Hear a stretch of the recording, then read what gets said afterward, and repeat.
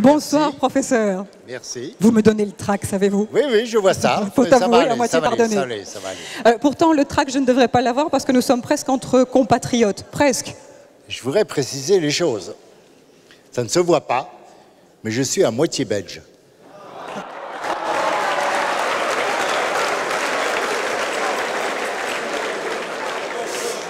Et j'en suis fier. Encore un, mais plus récent que l'autre. Ah non, non, ah non, non. Là, je peux amener mon arbre généalogique. Donc, j'ai un double nom, c'est simple. Et mon deuxième nom, c'est Noyelles. Et Noyelles est une ville en Belgique très connue. Très connue. Je la revendique. Professeur donc Alain Deloche de Noyelles. Et en plus, on aurait pu vous sortir... va dire Alain, on va dire Alain. On aurait pu vous sortir, Alain, comme une surprise du chapeau des organisateurs de cette très belle soirée et se dire, ma foi, une personnalité comme celle-là, tout trouver pour rehausser de sa présence une soirée comme celle-ci. Mais c'eût été trop simple, parce que les cliniques Saint-Luc et vous, quelque part, c'est une longue histoire, notamment par la chaîne de l'espoir, et aussi parce que, vous me le disiez, dans la profession qui est la vôtre, Saint-Luc, c'est pas rien. C'est l'expression que vous avez utilisée. Eh bien, écoutez, je vais vous parler à cœur ouvert. Alors, je ne suis pas tout jeune. J'ai vécu la naissance de Saint-Luc, la construction. Alors, je suis donc presque un témoin. Et je crois que vous ne vous rendez pas compte d'une chose. C'est de votre notoriété. Vous savez, dans le monde médical, on dit souvent... Ce qui est très chic, plutôt que de dire « j'opère, je travaille à l'hôpital de ceci, de cela dans telle ville », vous savez, la notoriété, c'est quand vous dites « je travaille à Saint-Luc ». Ça suffit. C'est pas dire Saint-Luc, Bruxelles, Belgique. Non, c'est comme la Mayo Clinique maintenant. Si, je ne blague pas. Vous voyez, j'entends des remous. C'est-à-dire... que c'est un curieux mélange, il y a sûrement des racines, et puis il y a une prestation.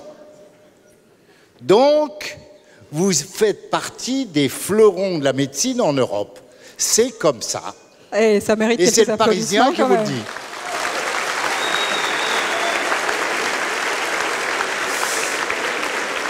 Professeur Deloche, Alain, Non, puisque vous l'avez permis. avant que j'oublie, pourquoi la notoriété? Parce que c'est la mélange du soin de qualité et du niveau de la recherche. C'est comme ça. Donc, vous mettez Saint-Luc, c'est tout, c'est une signature. J'aimerais bien y être. Welcome, je pense. Welcome.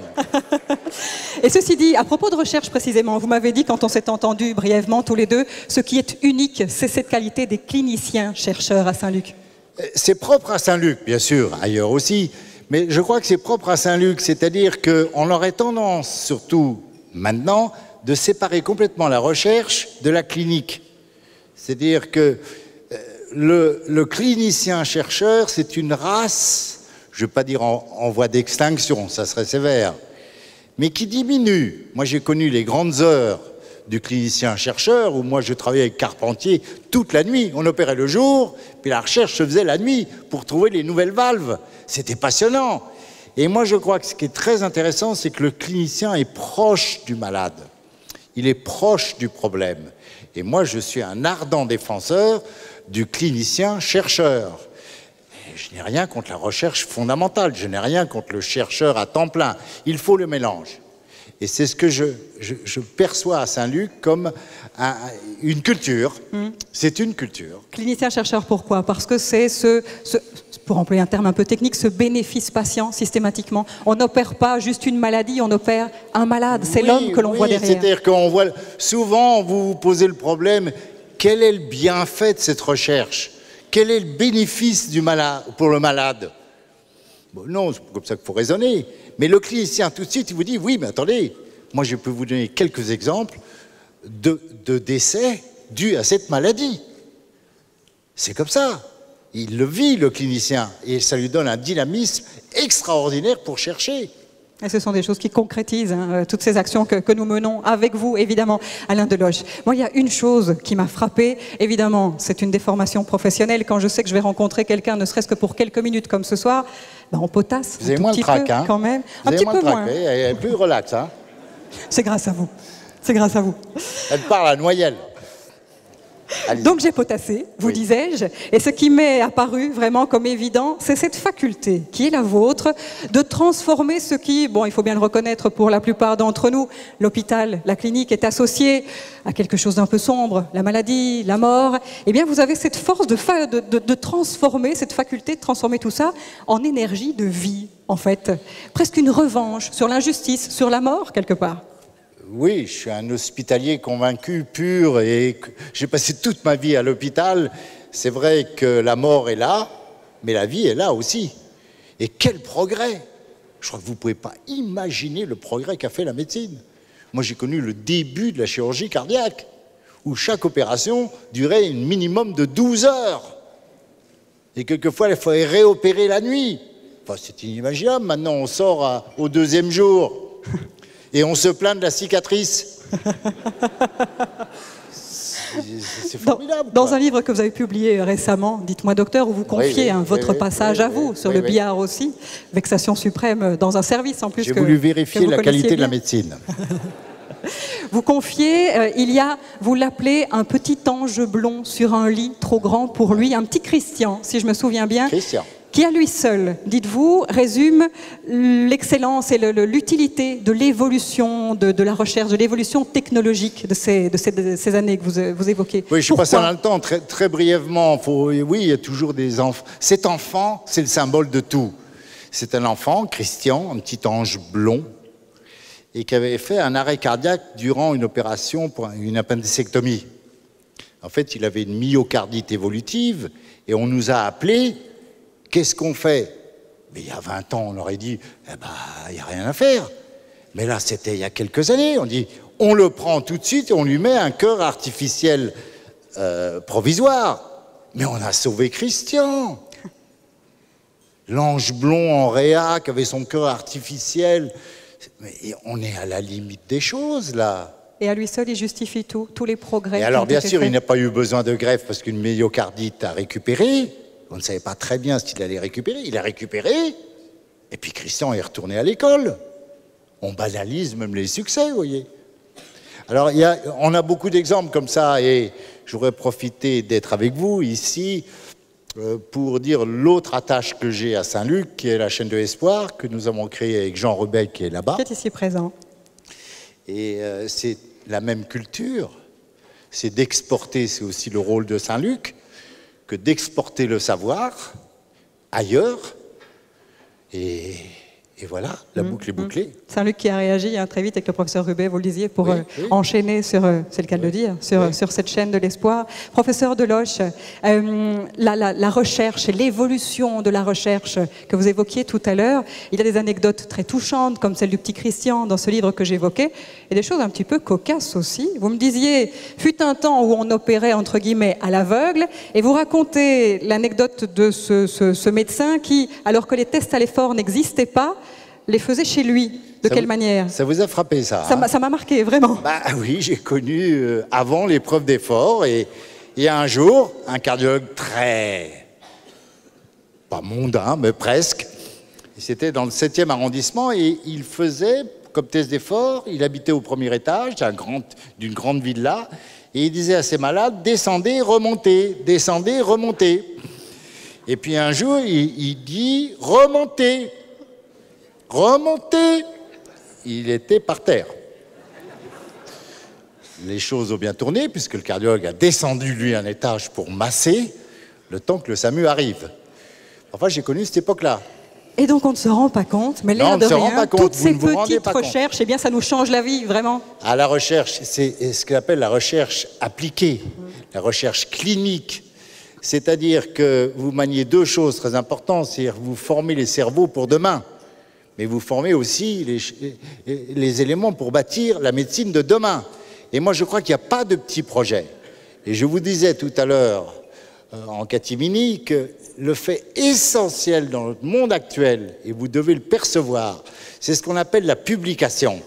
Quand on est jeune et qu'on a un bon travail, il faut le publier. Parce que maintenant, quand on publie, ça fait le tour du monde par Internet.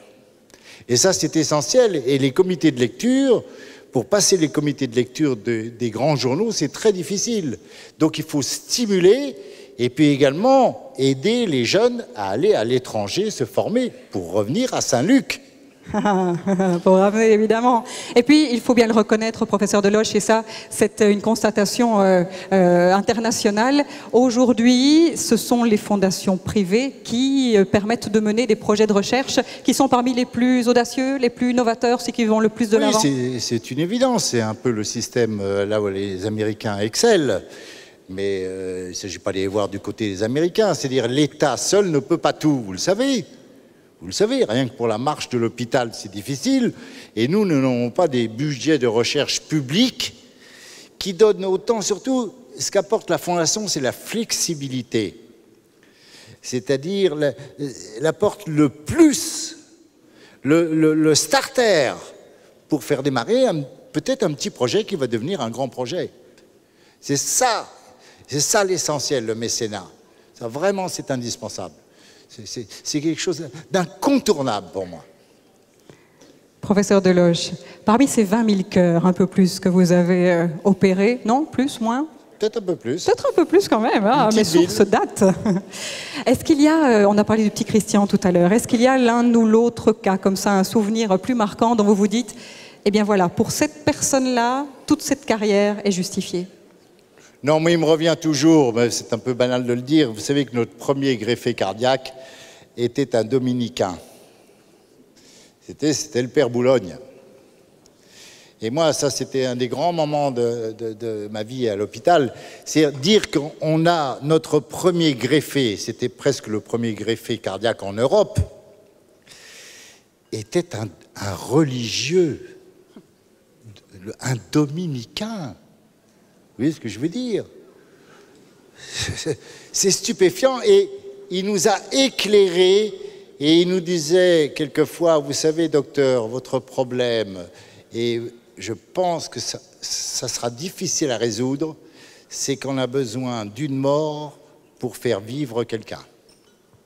Et ça, c'est nouveau en médecine.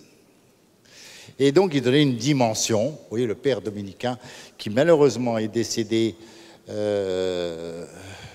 du fait du traitement anti-rejet insuffisant. Mais voilà, il donnait la messe, il était voir le pape, c'est formidable. Ah, c'est formidable que finalement même sa mort ait contribué à faire avancer les choses.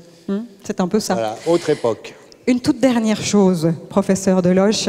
Est-ce que quelque part, allez, c'est un petit peu naïf, bon, moi je ne suis pas médecin, ça se saurait, c'est naïf de penser qu'en s'intéressant comme cela au projet soutenu, on n'est pas juste une petite goutte dans l'océan, on amène réellement une impulsion réelle à tout ce qui se fait. Il ne faut pas du tout raisonner comme ça. Il ne faut pas du tout raisonner comme ça, que ça veut dire une goutte d'eau dans l'océan. On ne ferait rien. Moi je suis un grand partisan de la goutte d'eau.